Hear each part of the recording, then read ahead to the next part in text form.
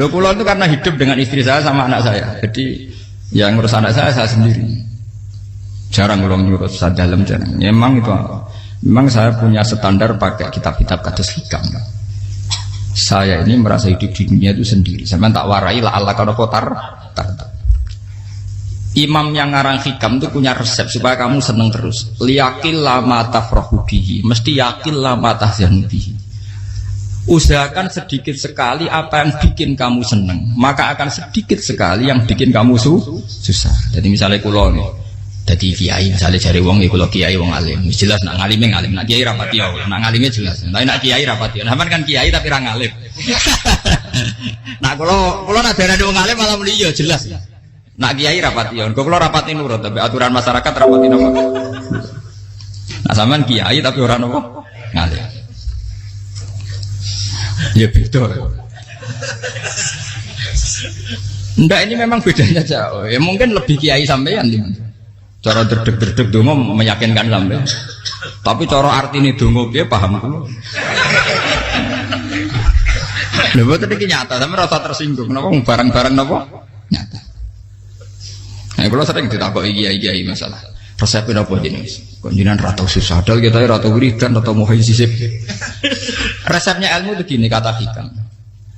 Ulama yang kayak hikam tuh pernah ngarang kitab tuh saking syukurnya entah saking angkuhnya terserah ngomentari. Kamu harus yakin bahwa di sisa hidup Anda itu tidak akan maksiat lagi. Sehingga kalau kamu ditakdir maksiat, anggap saja akhiru maksiatin kudirat alika. Anggap itu yang terakhir. Siapa yang menganggap mohal bahwa dia tidak akan dosa sampai mati, berarti menganggap Tuhan itu lemah. Karena cara berpikir kita kan bayangkan hidup itu 40 tahun lagi. Misalnya saya sekarang buat 40, bayang urip kadang 4 tahun meneh. Sampean misalnya umur selawe, bayang selawe tahun meneh. Sehingga menganggap dalam durasi selawe tahun kok orang maksiat kan mohal. Apalagi sampai sudah tahu maksiat itu bakatem paham. Ya maksiat ya kelas-kelasan, nak bikin pacaran. Nak wong iso mau mah yo nakal, nak sing setengah soleh ya berbau proposal itu sesuai kontaknya dhewe-dhewe. Itu kan urusan masing-masing. Ya itu kan urusan masing. Wae wakisabu ala wa, ngene ora ana sing ora wae wakisabu ala. Rombongan wali songo, mbok kangen wali songo, mbok golek selisih wawahu napa? Alam. Sing roh pangeran piyam. Mbok kangen wali, mbok golek selisih margin. Niku pokoke wawahu napa? Ya itu kan urusan jenengan mbek pangeran to, mboten urusan kula. Tapi tetap saya sebagai ulama mengingatkan, niat itu ditoto. Begini, ulama dulu tuh ngitung hidup itu hanya 2 menit 2 detik. Sehingga dia ya gampang saja. Kayak imam, kayak kanjeng Nabi itu, ya Rasulullah kenapa tidak menyediakan makan untuk besok? Loh, saya itu tidak yakin kalau hidup saya sampai besok. Ya sudah begitu cara, ya sudah tenang saja. Kalau sampean kan bayangkan hidup 4 tahun lagi, 5 tahun lagi, sehingga arah mangan ya wedi tenan. Padahal bolak-balik zaman cilik arah mangan tetap wedi. Jadi cara berpikir Nabi itu begitu. Begitu juga cara pikir sahabat, cara pikir ulama-ulama yang waras itu begitu. Loh, saya itu pernah melarat di Jogja, zaman pertama merantau. Itu kalau santri saya bilang, Gus kok tidak punya beras nih? Tapi apa yakin nak sesuk urip Pak? Kowe buta mangan sesuk, anak sesuk ijek napa? Cara berpikir ulama itu begitu. Sehingga melihat maksiat juga gitu. Alhamdulillah aku ijek urip 1 detik, 2 detik, 2 menit. Sehingga hidup. Dan itu sudah cukup untuk lafadzkan la ilaha illallah. Makanya kata yang ngarang hikam, betapa murahnya Allah. Surga itu hanya bisa dibeli dengan 2 menit. Karena surga itu senilai la ilaha illallah. Miftahul jannah la ilaha illallah. Itu cukup 1 menit. Berarti surga itu regane mau 1 menit. Dan karena dia nganggap hidup itu 1 menit ke depan la ilaha illallah, ya sudah. Dia ngitungnya hidup itu per menit. Kalau sampean kan enggak, per 10 tahun, per 20 tahun. Sehingga kriminal betul, cara pandang sampean itu kriminal betul. Sehingga bayang kudu di duwe, kudu di bojo, nak kiai kudu di pengaruh. Lah kalau saya enggak. Saya meskipun tidak sehebat itu, tapi mewarisi keilmuan mereka. Jadi misalnya saya jadi ulama itu bayang di santri musito. Islam pokoknya ke Ahmadiyah ya gitu saja.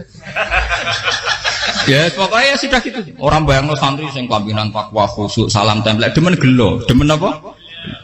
Lo tanyakan santri-santri saya itu mungkin belum pernah nyuruh istri saya bikin kopi. Bisa dihitung. Karena saya itu sederhana saja. Misalnya saya pergi dari Jogja ini yang nyata salah. Bayang lo Jogja gue semaca gawekno kopi, bukakno lawang malah kecewa. Seperti umumnya orang kan gitu. Semerantau ada gangno bojoku nyuambut, digawekno kopi, digodhogno banyu hangat teman, bareng teko bojone wangep kukur-kukur. Karena tarifnya dia ideal, maka mudah kecewa kalau itu tidak terjadi. Nak kula mboten, sebayangno kaya Jogja, bojoku cek utuh Islam, nak salat 5 wulan ya sudah gitu. Pakai standar-standar yang minimalis.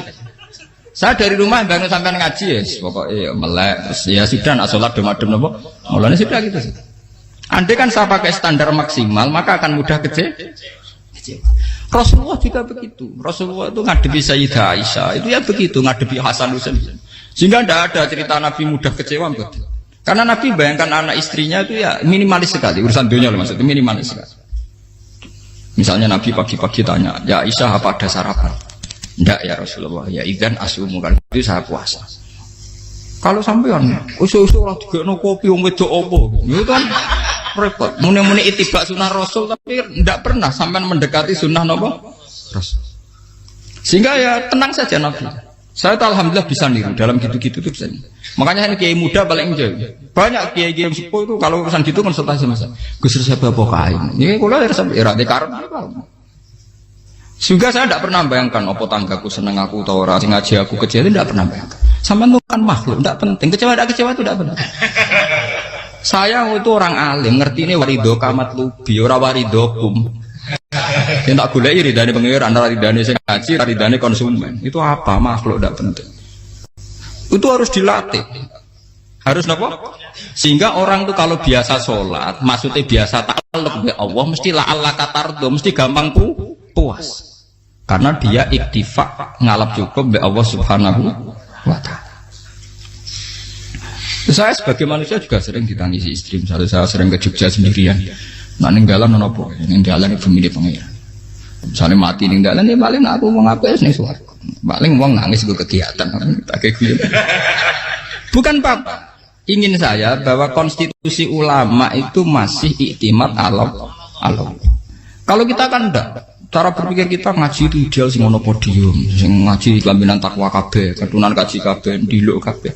Kita akan pakai standar-standar yang dengan asumsi kita. Padahal Nabi di zaman sugeng al iman hahuna wa yusiru ila qalbihi sadrihi salah. Iman itu urusan hati. Komitmen sampean be Allah Subhanahu wa taala. Nah ini resepnya. Makanya kata hikam liyakillah ma tafrahu bi. Mesti yakinlah ma tahzanu bi. Sedikitlah kamu gembira dengan satu hal. Nanti akan sedikit kamu yang kecewa. Artinya misalnya kados kula sebagai ulama seneng kula niku kok ijek iman. Ya nggak kayak wong awam. Ya sudah bilang.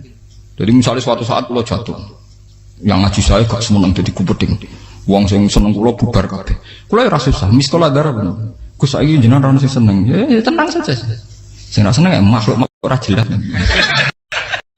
Dan status mereka tetap la yadurru wa la yang. Ini harus dilatih. Sehingga Nabi itu ya meskipun beliau itu perang, sahabatnya meninggal ya tenang saja.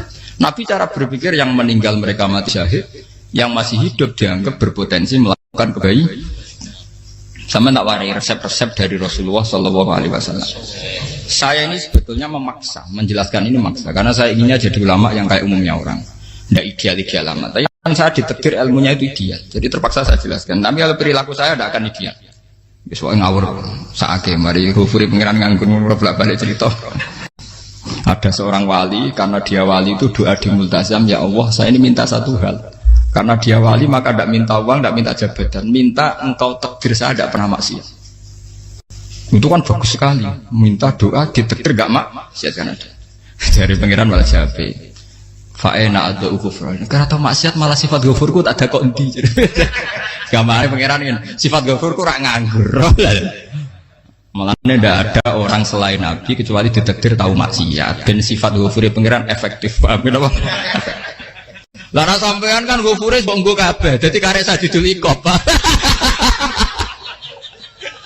Karena maksiate sampean sering. Jadi sifat ghafure wis berlaku aktif. Saya karek nunggu sifat sadidul iqab.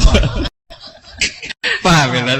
Itu beda dengan wali-wali. Sifat sadidul iqab mau aktif mereka tidak punya dosa. Malah pangeran bingung gak kok sifat ghafure. Apik tak dakoki ghafur ora tau dosa. Didakoki sadidil kok gak tau maksiat. Jadi pangeran malah sing bingung. Nak kowe ora tau maksiat ghafur kok tak dakoki. Kok ora tau maksiat, wong iku ora tau apa? Didakoki sadidil kok gak mungkin atau maksiat. Lah pangeran ape dakok ghafur kan syaratnya dosa sik. Sampeyan kan walian. Ghafure wis dientekno. Keseringan kepake, paham ya? Karek nopo? Karek sadidil ikom. Ya itu memang standar Tuhan. Semua Quran itu kalau menyeritakan gitu. Nabi ibadi anni anal ghafurur rahim. Kaulaku ceritani aku ghafurur rahim. Tapi yo ceritani wa anna adabi wal adabul alim. Jadi Nabi ibadi anni anal ghafurur rahim wa anna adabi wal adabul alim. Kalau Nabi Ibrahim, Nabi Muhammad inna rabbaka lasariul iqab. Pangeran cepat nyiksane. Tapi wa innahu laghafurur. Jadi dua sifat ini pasti aktif. Dan tentu ulama itu senang sifat ghafur itu ya meskipun aktif, tapi mereka tidak pernah ngambil fasilitas sifat nopo. Kalau baleni malih. Sehingga kayak Sayyidina Umar radhiyallahu anhu ketika beliau pertama jadi khalifah, ini cerita di kitab Hayati Sahabat. Pertama dia jadi khalifah, orang mengira dia akan ngomong hal-hal yang besar, visi besar tentang negara, visi besar tentang izzatil Islam wal muslim. Tapi ketika Umar pertama pidato begini, ayuhal muslimun ayuhan nas, ana, dari kata Sayyidina Umar, ana hulamun min bani Makhzum, akulu min kholati. Saya ini pemuda dari Bani Makhzum. Kecil saya bisa makan karena bulik-bulik saya punya kebun kurma yang kalau saya memanen diopahi beberapa biji dan itu menjadi kuti wahayati, menjadi saya bisa hidup. Terus wassalamualaikum warahmatullahi wabarakatuh. Orang itu penasaran semua. Orang jadi khalifah pertama dibenem jadi amirul mukminin, pidatonya ngenang masa kecilnya ra kelar mangan, kelare mangan mergo buruh bulike. Paham ya? Ngondoh kurma terus dikai tamarotin, beberapa kurma sing dadekno iso dan itu saya pakai sampai ketemu Allah Subhanahu wa taala saya pakai. Misalnya sekarang saya mulya, misalnya kalau dibilang mulya ya ana sing nyucup, ana sing husnudzon, ana sing hormat ya macam-macam sawangane. Itu bodoh sekali kalau saya menikmati itu, bodoh sekali. Paling banter nikmati dicucup dihormati itu apa? Tapi kalau nikmatnya bisa makan saat itu tuh nyawa.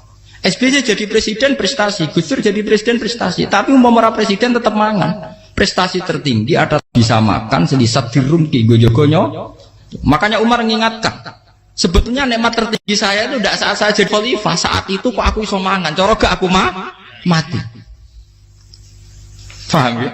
Jadi itu luar biasa. Kita ini kan menjadi angkuh karena ngitung nikmat itu yang besar-besar, punya prestasi, punya. Kalau saya enggak ngitung nikmat itu kelar mangan gak mati, kan gampang.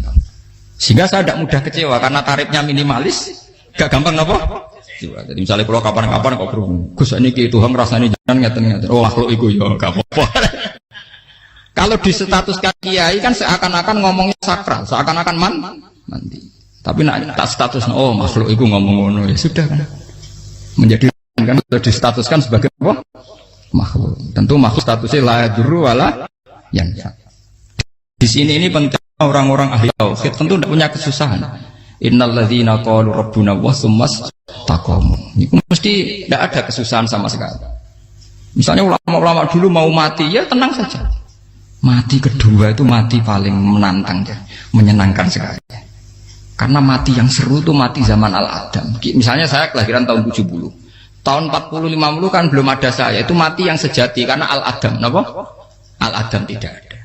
Mati yang nanti itu mati yang petualangan karena saya mati setelah menyaksikan kekuasaan Allah, setelah husnudzon sama Allah, sehingga mati yang menuruti kerinduan akan ketemu sang kekasih. Makanya Jalaluddin Ar-Rumi ketika mau meninggal dan orang-orang muridnya nangis, dia marah-marah. Hei murid-muridku, betapa bodohnya engkau. Saat kayak ini yang saya tunggu, saya sudah menyesal berusaha mbak Allah dat tak seneng. Aku kecewa waktu makhluk-makhluk koyo kowe.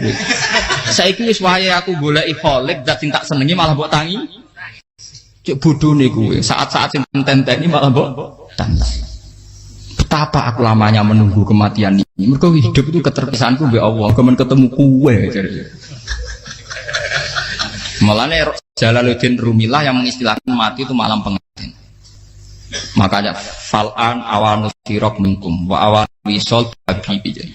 Ini saat yang indah karena ketemu dengan berpisah dari makhluk-makhluk yang tidak penting menuju sama habibi kekasihku. Jadi dia misalkan mati itu malam pengantin. Semenjak istilah itu populer sehingga di Jawa ana ngipi dadi nganten takwilane mati.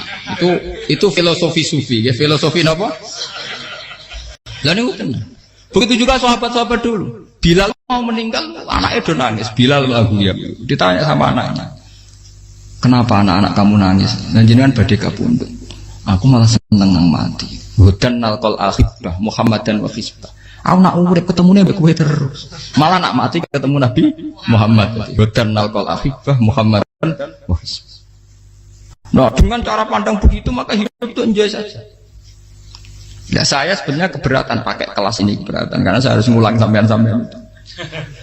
Ya makanya potensi kayak saya tentu mengurangi jadwal ketemu. Makanya saya mohon kalau tidak penting itu jangan sungkan. Anggap saja itu bagian dari hormat saya. Ya minimal sampai misalnya di dua saya ketahui gue jajan pentolan amla apa mau kesuwan bareng malah repot. Bos ganggu wong anak peleleran pak.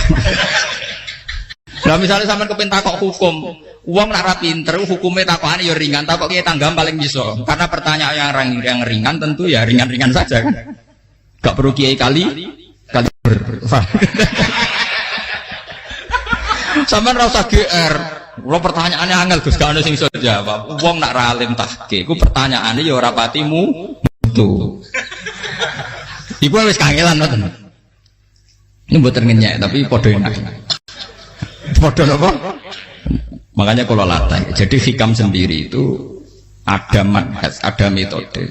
Kalau orang supaya tardo, liyakil lama tafrohubi, yakil lama tahzanu. Anak saya itu kalau habis main pulang, itu saya senengnya pol. Istri saya pernah jangan. Gus, anak mulai senengnya. Dek biro-biro, anak-anakku gemulai nih ngomah. Misalnya terus biasa. Saya terus anakku lo main mulai itu seneng. Biro-biro anakku mulai nih ngomah. Dipanggil anak saya bapak itu senangnya tak boleh. Biro-biro ada yang manggil bapak. Jadi saya pakai standar minimalis sekali. Saya tidak pernah pakai tarif. Dia anak yang ideal dihormati orang. Sebenarnya anakku sujud nih pangeran, ngerti pentingnya mau tasbih. Makanya anak saya tak namakan tasbih semua. Itu ya sudah selesai. Saya tidak pernah bayangkan anak saya jadi kayak besar dihormati jemput. Mari gampang kecil. Ya sekolah kan Sayyidina Umar. Saya pemuda dari Bani Makhzum. Yang kecilnya bisa makan karena buruh bulikku. Akal tuh tamarot. Wah itu saya baca tuh nangis betul. Betapa hebatnya Sayyidina Umar. Mengingatkan ulang bahwa nikmat tertinggi itu ya makan karena makan kaitannya nyala. Orang jadi bupati enggak jadi bupati tetap makan. Jadi kalau ngantin saya tarifnya minimalis sekali. Oh, kalau orang sudah makan gitu lah Allah kata mudah sekali.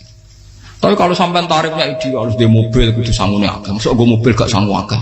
Barang gue sangu akeh kudu gue penderek. Mosok kere lunga juga kok tanpa penderek. Nang penderek maju. Mosok ora kena dikeloli jadi malah repot. Akhirnya gue wong ayu.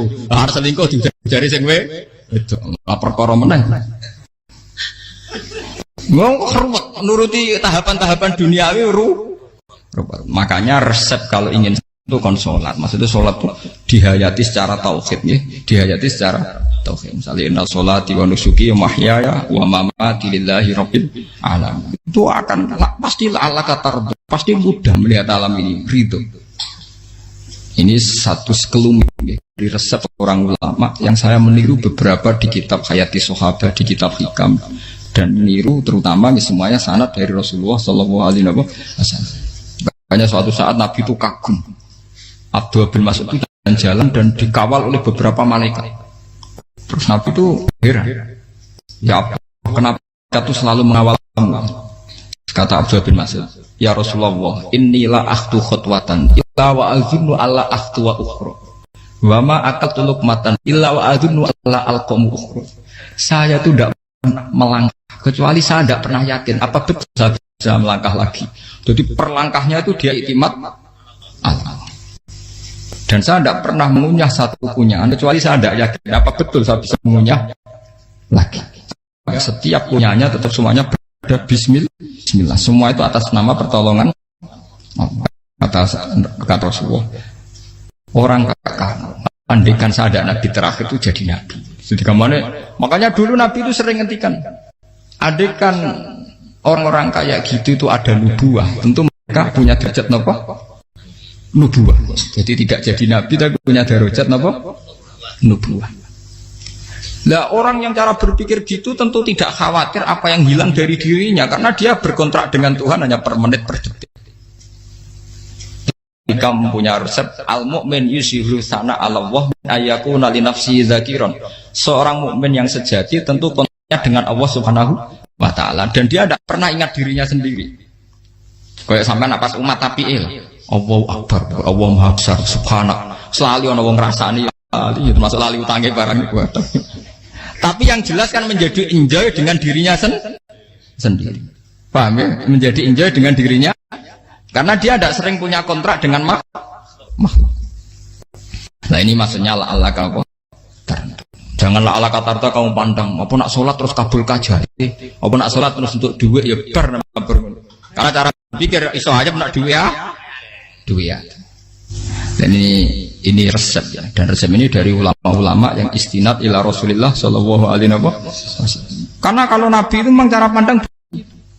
Aisyah itu pernah ditanya, ya Aisyah, saya ini ingin makan, apa yang dari sahabat ini masih? Wah ya Rasulullah sudah habis karena tak kasihkan tetangga. Itu Nabi tidak marah-marah, malah bilang, kamu benar Aisyah. Biru yang kamu kasihkan tuh yang masih. Kena daging dipangan dewe kadang nuruti nafsu. Nak dikekno wong sudah kau nuruti perintah pengen. Jadi kanjeng Nabi beneran Aisyah daging ngijek. Mung klono tiyang kok malah ijek. Sing mbok sudah kok malah sing ijek. Cara berpikir Nabi itu begitu. Tapi tahu-tahu disederhanakan sunnah Nabi serbanan.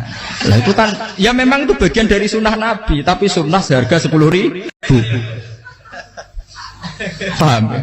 Ya monggo mawon sampean sunah Nabi serbanan gitu, tapi itu sunnah yang bisa dibeli dengan murah. Hakikatnya sunnah Nabi itu rata-rata bentuknya perilaku, napa? Sampean delok dawuh Aisyah tengene tiba berjanji, kana khuluquhul Qur'an wa shimatuhul ghufran yansahu lil insan wa yafsahu fil ihsan wa ya'fu 'anil dzambi idza kana fi haqqihi wa sababi. Kana khuluquhul Qur'an, Nabi ku akhlak dasare wis kaya Qur'an plek. Urusane akhlak. Wasimatuhul ghufron, ciri utama sifatnya Nabi gampang nyepuro. Yansahu lil insan, dan Nabi punya niat baik pada seluruh manusia. Wa yafsahu fil ihsan, sering melakukan ihsan. Dan sunnah Nabi ngoten kan luwih sering kula Quran ya wis hafal mulan. Wasimatul ghufron kula gampang nyepuro, sampeyan ngaji angop ya ora tau tamu. Yansahu lil insan, kula bedina nate tiyang mulan. Wayah sahufil ihsan tak de gampang. Kula mulai ora tau. Itu sakmene kudu podium kudu wong dilo ya ora. Pokoke akhir kiamat dia ya medeng mulon ya sudah. Loh itu kan dawuh Aisyah ketika ditanya kaifa kana khuluqu Rasulillah. Dan itu semua dijawab oleh ahwal, oleh sebuah perilaku. Ndak ada Aisyah jawab nganggo atribut. Oh Nabi itu cobaan serbanan tidak ada itu. Memang itu sunnah ya, satu itu sunnah kan jangan salah paham ya. Tapi itu sunnah yang tidak dijawab oleh Aisyah. Sunnah yang sampean jawab sendiri, paham? Aisyah yang istrinya Rasulullah ketika ditanya kaifa kana khuluqu Rasulillah, beliau jawab kana khuluquhul Qur'an wa simatuhul ghufran yansahu lil insan wa yafsahu fil ihsan. Semuanya akhwal wa ya'fu 'anil dzambi idza kana fi haqqihi wa sababi wa idza dia haqqu wa lam yakun li ahadi mar'ahu badihatan haba wa idza ta'ahul miskinu ajaba yaqulul haqqa walau kana murra wa la yutmiru lil muslimin hisau wala. Semuanya itu akhwal, satu perilaku sosial. Saya mengakui kalau serbanan sunat. Ya saya ngakui.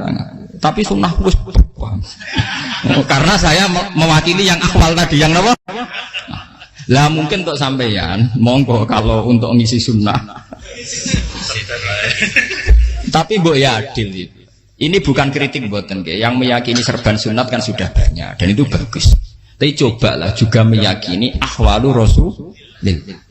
Makanya man sanna sunnatan itu rata-rata ulama maknani siapa yang ikut sunnahnya Nabi. Rata-rata ulama nafsir ahwalu Rasulillah wa af'alu, perilaku sosial Rasulullah. Makanya terusannya wa idza da'ahul miskinu ajaba. Kalau dipanggil orang miskin ya datang.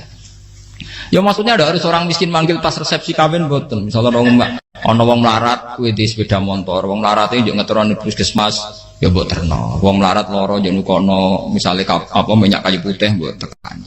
Ora kok ngerti-ngerti mbok ngurusan walimatul urus sing wajib piye. Payah. Lho lan padahal miskin aja be ora ana hadise urusan walimatul urus mboten. Kalau orang miskin manggil ya dalam riwayat hadis ya Nabi sering dipanggil orang miskin ya Rasulullah mbok datang ke rumahku ada apa terus ya Nabi saya tuh ingin rumahku sing elek jenengan nanti sholat teng mriku ya Nabi datang ya sholat saja ya harus jaman fi ayyi makanin aradta an usolliya fi kamu di tempat mana kamu seneng sholat teng mriki ya Rasulullah ya Nabi sholat sing ngundang ya waras pisan kenangan mek Nabi kok mae dienggo sholat Nabi ambean tau tanggung kiai kon sholat kon promosekno anakmu iku paham Kiai itu nggak nunggu kersane ketampi PNS, padahal kiai ini dia anak era PNS. Kalau dulu kan sahabat ngundang Nabi itu ya gitu. Ya Rasulullah saya itu ingin sekali engkau sholat di rumahku, fa'takhidahu musallan. Kemudian tempat yang pernah engkau sholati mau tak pakai musola pribadi. Makanya masjid kiblat itu rumahnya sahabat. Karena dulu Nabi pernah sholat di satu tempat, adalah ono perintah tahlilul kiblat itu di rumahnya sahabat. Itu sahabat dulu itu kalau ngaturi Nabi itu kenanya ingin Nabi pernah sholat di situ. Nah, ilmu ngeten ini mentek. Ya untungnya nonton kula, jadi ono sing eling-eling ya, Bang. Teman-teman kudu syukur ya, artinya syukur ya. Orang kayak saya itu tidak usah sampean dikte-dikte ngikuti hukum adat. Kalau ngoten sampean gelo mergo kula ora iso teko, kula ya gelo perkarane ulama kok mbok atur. Makanya saya sering guyon cerita saya itu kalau di pasar Pandangan dulu tuh anyaran boyong sering di pasar ditanya sama Gus wong alim kok di pasar piye aneh tuh ya aneh kuwi aneh piye bodohnya wong alim kadang masyarakat tuh tidak sadar keanehan dirinya sendiri mereka enak saja merasa kalau orang alim ke pasar tuh aneh mereka tidak sadar orang bodohnya wong alim ya aneh enak saja mereka mikir sepi paham ini supaya sampean la Allah kana potar. Makanya untuk Rasulullah Nabi itu sering ngendikan nek ana tamu hormati. Tapi etika mertamu di Rasulullah itu walakin idza du'aitum. Mertamu Nabi itu nunggu ditimbali. Walakin idza du'itum du'iya mabni majhul. Ketika kamu ditimbali fat. Jadi ya ayyuhalladzina amanu la tadkhulu buyutan nabiyyi illa ayyudzana lakum. Jadi untuk sowan Nabi itu nunggu dipang ya, meskipun sahabat tuh rindu Nabi, tidak berani sowan ke dalamnya Nabi. Kalau ingin ketemu Nabi di bareng pas sholat jamaah, karena Nabi pasti keluar di Andai kan Nabi nerima tamu di rumah, ya ora sido dadi Nabi. Sama nopo tamu.